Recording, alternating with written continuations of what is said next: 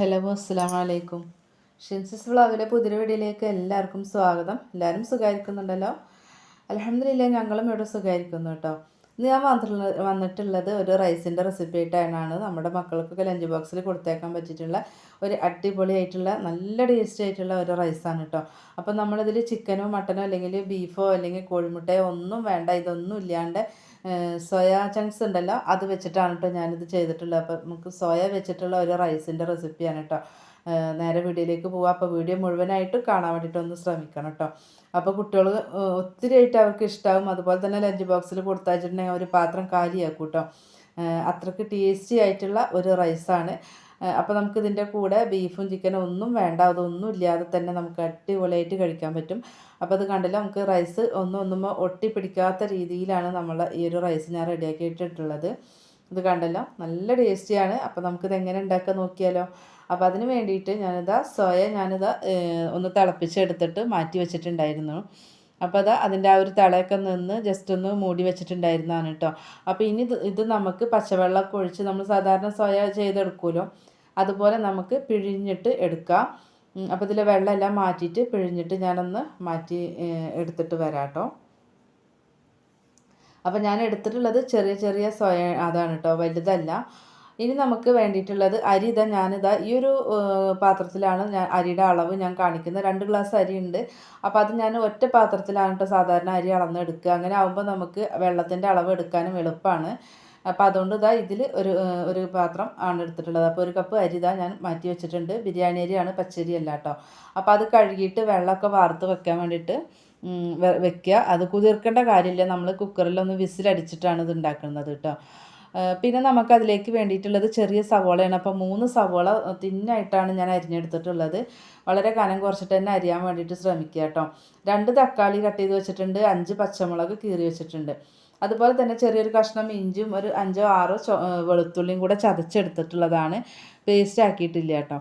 പിന്നെ മല്ലിയില, പുതിനയില, കറിവേപ്പില ഇതെല്ലാം കൂടിയിട്ടുള്ളതാണ് കേട്ടോ. അത് പുതിനയില ഇല്ലെങ്കിലും മല്ലിയില മാക്സിമം ഇടാൻ വേണ്ടി നോക്കുക കേട്ടോ, കാരണം ആ ഒരു ഫ്ലേവർ നമുക്ക് നല്ലോണം വേണം. പിന്നെ ഞാനിതാ കുക്കറിലാണ് ചെയ്യുന്നത്. അപ്പോൾ കുക്കർ വെച്ച് കൊടുത്തിട്ടുണ്ട്. അപ്പം നെയ്യും അതുപോലെ തന്നെ ഓയിലും രണ്ടും കൂടിയിട്ടാണ് കേട്ടോ ഞാൻ ചേർത്തിട്ടുള്ളത്. അപ്പം നിങ്ങൾക്ക് ഓയിൽ മാത്രം മതിയെങ്കിൽ അങ്ങനെ എടുക്കുക, നെയ്യ് മാത്രം മതിയെങ്കിൽ അങ്ങനെ എടുക്കുക കേട്ടോ. അപ്പോൾ നെയ്യും ആ ഓയിലൊക്കെ ഒന്ന് ചൂടായി വരുന്ന സമയത്ത് കുറച്ച് സ്പൈസസ് ഒക്കെ ചേർത്ത് കൊടുക്കുക. അപ്പോൾ ഒരു വഴനില ഞാൻ 2ആക്കി മാറ്റിയിട്ടുണ്ട്. പിന്നെ ഏലക്ക, ഗ്രാമ്പ്, പട്ട, വലിയ ജീരകം, അതുപോലെ ഷാജീരകം ഇതെല്ലാമാണ് ഇട്ട് കൊടുത്തിട്ടുള്ളത്. നമ്മൾ ബിരിയാണിയിൽ ചേർക്കുന്ന ആ ഒരു സ്പൈസസ് എന്തൊക്കെ കയ്യിലുള്ളത് വെച്ചെങ്കിൽ അതെല്ലാം ഇട്ട് കൊടുക്കുക. ഇനി നമുക്ക് അതൊന്ന് ചൂടാക്കിയ ശേഷം അതിലേക്ക് നമ്മൾ കട്ട് ചെയ്ത് വെച്ചിട്ടുള്ള സവോള ചേർത്ത് കൊടുക്കുകയാണ് കേട്ടോ. സവോള വളരെ തിന്നായിട്ടാണ് ഞാൻ അരിഞ്ഞെടുത്തിട്ടുള്ളത്. അപ്പോൾ അതുപോലെ തന്നെ ചെയ്യുക, പെട്ടെന്ന് തന്നെ വഴന്ന് കിട്ടുകയും ചെയ്യും. അപ്പോൾ ഞാൻ അതിൻ്റെ ഒപ്പം തന്നെ കുറച്ച് ഉപ്പ് ചേർത്ത് കൊടുക്കുന്നുണ്ട്. നമുക്ക് ഉള്ളിയൊക്കെ നന്നായിട്ടൊന്ന് പെട്ടെന്ന് വഴന്ന് കിട്ടാനും ഒക്കെ ഉപ്പ് ആദ്യം തന്നെ ചേർക്കുമ്പോൾ നല്ലത്. അപ്പോൾ ഈ ഒരു സവോളയൊക്കെ ഒന്ന് വഴറ്റിയെടുത്തിട്ട് വരാം. സവോള നന്നായിട്ട് വഴന്ന് വന്നിട്ടുണ്ട്. മൊരിഞ്ഞ് കിട്ടണ്ട, പക്ഷെ നന്നായിട്ടൊന്ന് വഴന്ന് കിട്ടണം. ആ ഒരു സമയത്തിൽ നമുക്ക് പച്ചമുളക് ചേർത്ത് കൊടുക്കാം കേട്ടോ. പച്ചമുളക് ആദ്യം തന്നെ ചേർത്ത് കൊടുക്കണ്ട. അങ്ങനെ ആകുമ്പോൾ നല്ലോണം അത് വാടി കുഴഞ്ഞ് ഇങ്ങനെ ഒരു വെന്ത പരുവത്തിലായി വരൂലേ, അപ്പം അങ്ങനെ വേണ്ട. അപ്പോൾ ആ ഒരു പച്ച ഒന്നുകൊണ്ട് വിട്ടാൽ മതി. ജസ്റ്റ് ഒന്ന് വഴറ്റിയിട്ട് അതിന് ശേഷം നമുക്ക് തക്കാളി ചേർത്ത് കൊടുക്കുക. അപ്പോൾ തക്കാളി ഞാൻ 2 തക്കാളിയാണ് ചേർത്ത് കൊടുത്തിട്ടുള്ളത്. തക്കാളി നന്നായിട്ടൊന്ന് വഴറ്റിയെടുക്കുന്നുണ്ട്. ഉടയണം നിർബന്ധമില്ല കേട്ടോ, ഒന്ന് വഴറ്റിയെടുക്കണം. അതിന് നമുക്ക് ഇഞ്ചി വെളുത്തുള്ളിയും കൂടിയിട്ട് ചതച്ചത് ചേർത്ത് കൊടുക്കുകയാണ്. അപ്പോൾ ഒത്തിരി പേസ്റ്റല്ല, ചതച്ചെടുത്തിട്ടുള്ളൂ കേട്ടോ. അപ്പോൾ അതും ചേർത്ത് അതിൻ്റെ എല്ലാം ഒരു ടേസ്റ്റൊക്കെ ഒന്ന് മാറുന്നത് വരെ വഴറ്റി കൊടുത്താൽ മതി. അതിനുശേഷം നമുക്ക് പൊടികൾ ചേർക്കാം. അപ്പോൾ സോയ ആയതുകൊണ്ട് തന്നെ ഞാൻ ബീഫിൻ്റെ ടേസ്റ്റിലാണ് വെക്കുന്നത്. അപ്പോൾ അതുകൊണ്ട് 1.5 ടീസ്പൂൺ മല്ലിപ്പൊടി ചേർത്ത് കൊടുത്തിട്ടുണ്ട്. ഒരു 1/4 ടീസ്പൂൺ മഞ്ഞൾപ്പൊടി ചേർക്കുന്നുണ്ട്. പിന്നെ ഞാൻ ചേർക്കുന്നത് മീറ്റ് മസാലയാണ് കേട്ടോ. ബീഫിൻ്റെ ടേസ്റ്റിലാണ് ചെയ്യുന്നത്, അപ്പോൾ മീറ്റ് മസാലയാണ് ചേർത്തിട്ടുള്ളത്. ഒരു 3/4 ടീസ്പൂൺ കുരുമുളക് പൊടി, 3/4 ടീസ്പൂൺ ഗരം മസാലയും ചേർക്കുകയാണ്. അപ്പോൾ നിങ്ങളുടെ കയ്യിൽ ചിക്കൻ മസാലയാണ് ഉള്ളതെങ്കിൽ അത് ചേർത്താലും മതി കേട്ടോ, ഏതെങ്കിലും ഒരു മസാല ചേർത്താൽ മതി. ഇനി നമുക്ക് ഒരു പൊടികളുടെ ആ ഒരു പച്ച ടേസ്റ്റൊക്കെ ഒന്ന് മാറുന്നത് വരെ നമുക്ക് ഒന്ന് മൂപ്പിച്ചെടുക്കാം. ഞാൻ ഗ്യാസ് ഓഫ് ചെയ്തിട്ടാട്ടോ പൊടികൾ ഇട്ട് കൊടുത്തത്. അപ്പോൾ പൊടികൾ നന്നായിട്ട് തന്നെ അതിൻ്റെ ആ ഒരു പച്ചച്ചമൊക്കെ ഒന്ന് മാറിക്കോട്ടെ. അതിന് ശേഷം നമുക്ക് പിഴിഞ്ഞ് മാറ്റി വെച്ചിട്ടുള്ള സോയ ചേർക്കുകയാണ്. അപ്പം ഞാൻ ചെറിയ സോയ ഉണ്ടല്ലോ, മിനി സോയയാണ് ഞാൻ ചേർത്തിട്ടുള്ളത്. അതുകൊണ്ട് അത് കട്ട് ചെയ്ത് മാറ്റേണ്ട കാര്യമില്ല. അപ്പോൾ നിങ്ങൾ എടുക്കുന്ന സോയ വലുപ്പത്തിലുള്ളതുണ്ടല്ലോ, നമ്മൾ വെള്ളത്തിലൊക്കെ ഇട്ടിട്ടുണ്ടെങ്കിൽ അത് നല്ലോണം വീർത്ത് വരുമല്ലോ. അങ്ങനെ വലിയ സോയ ആണെങ്കിൽ ആ വലിപ്പത്തിനനുസരിച്ചിട്ട് നിങ്ങൾക്ക് 2 പീസ് 3 പീസൊക്കെ ആക്കിയിട്ട് ഇട്ട് കൊടുക്കണം കേട്ടോ. അത് ഒന്നിച്ചിട്ട് കൊടുക്കണ്ട. അപ്പോൾ 2 3 പീസ് അല്ലെങ്കിൽ നടു ഒന്ന് മുറിച്ചിട്ട് കൊടുത്താലും മതി. അപ്പോൾ നമ്മൾ മിനി സോയ എടുത്തുകൊണ്ട് അത് കട്ട് ചെയ്തേണ്ട ആവശ്യമില്ല. ചെറിയ ചെറിയ സോയയാണ്. അപ്പോൾ നന്നായിട്ട് തന്നെ ആ ഒരു സോയ നമ്മുടെ ആ ഒരു മസാലയിലിട്ട് നല്ലോണം തന്നെ വഴറ്റി കൊടുക്കണേ. നന്നായിട്ട് വഴറ്റി കൊടുക്കുക. മസാലയൊക്കെ ഒന്ന് സെറ്റാവുന്നത് വരെ വഴറ്റി കൊടുക്കുക. അതിനുശേഷം ഞാൻ തിളച്ച വെള്ളമാണ് ഞാൻ ചേർത്ത് കൊടുത്തിട്ടുള്ളത് കേട്ടോ. വെറും നല്ലോണം പച്ചവെള്ളമല്ലേ, അത് ചേർക്കണ്ട. ഒരു ഇളം ചൂടുവെള്ളമെങ്കിലും ചേർക്കാൻ വേണ്ടിയിട്ട് ശ്രദ്ധിക്കുക കേട്ടോ. അപ്പോൾ ഒരു കപ്പിന് 1.25 കപ്പ് എന്ന അളവിലാണ് ഞാൻ ഒഴിച്ചിട്ടുള്ളത്. നമുക്കിത് വിസിലടിക്കുന്നുണ്ട്, അതുകൊണ്ട് 1.25 കപ്പ് വെള്ളം മതി. ഉപ്പ് കുറവുണ്ടോ നോക്കിയിട്ട് ഉപ്പൊക്കെ ചേർത്ത് കൊടുക്കുക. അതുപോലെ ഞാനിതാ 2.5 ടേബിൾ സ്പൂൺ തൈര് ചേർത്ത് കൊടുക്കുന്നുണ്ട് കേട്ടോ. ഇതിന് പകരം നിങ്ങൾക്ക് നാരങ്ങ കയ്യിലുണ്ടെങ്കിൽ ഒരു പകുതി നാരങ്ങയുടെ അല്ലെങ്കിൽ പുളിക്കനുസരിച്ചിട്ട് അതിൻ്റെ ആ ഒരു ലൈം ജ്യൂസ് ഒന്ന് ചേർത്ത് കൊടുത്താൽ മതി കേട്ടോ. ആ നാരങ്ങയുടെ ലെമണിൻ്റെ ജ്യൂസ് ചേർത്ത് കൊടുത്താൽ മതി.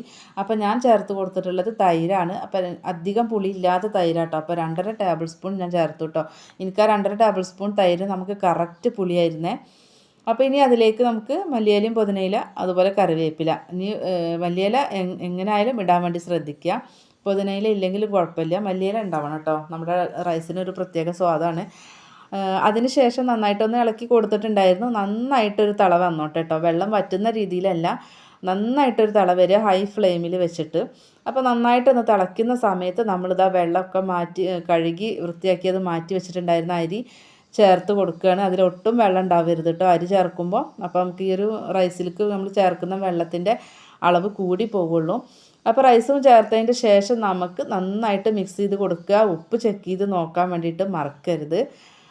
എന്നിട്ട് നമുക്കിതാ മൂടി വെച്ച് കൊടുത്തിട്ട് ഏറ്റവും ലോ ഫ്ലെയിമിൽ ഒറ്റ വിസിലടിക്കുക. ഒറ്റ വിസിലടിച്ച ശേഷം നമുക്ക് ഫ്ലെയിം ഓഫ് ചെയ്യാം. അതിലെ പ്രഷർ നന്നായിട്ട് കംപ്ലീറ്റ് തനിയെ പോകുന്നത് വരെ വെയിറ്റ് ചെയ്യണം കേട്ടോ. പ്രഷർ കളയണ്ട.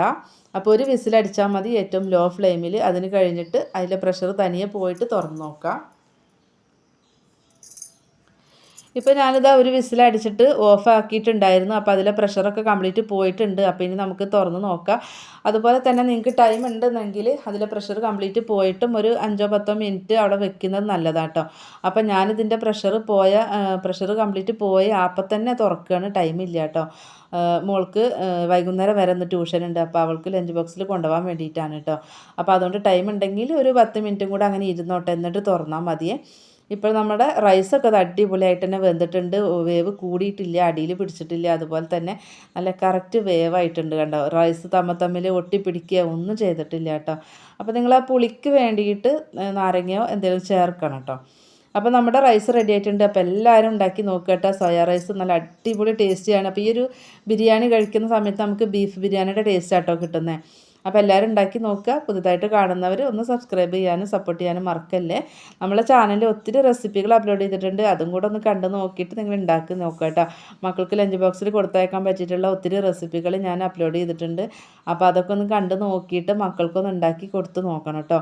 ഇങ്ങനെയൊക്കെ ഉണ്ടാക്കി കൊടുത്ത് നോക്കുമ്പോൾ അവർ വയറ് കഴിക്കുകയും ചെയ്യും കേട്ടോ. നമ്മൾ ലഞ്ച് ബോക്സിൽ കുറച്ച് കൂടുതൽ കൊടുത്തയച്ചാലും അവരത് കഴിക്കും. അപ്പോൾ ഇൻഷാ അല്ലാഹ് മറ്റൊരു വീഡിയോ ആയിട്ട് വീണ്ടും വരാം. അസ്സലാമു അലൈക്കും.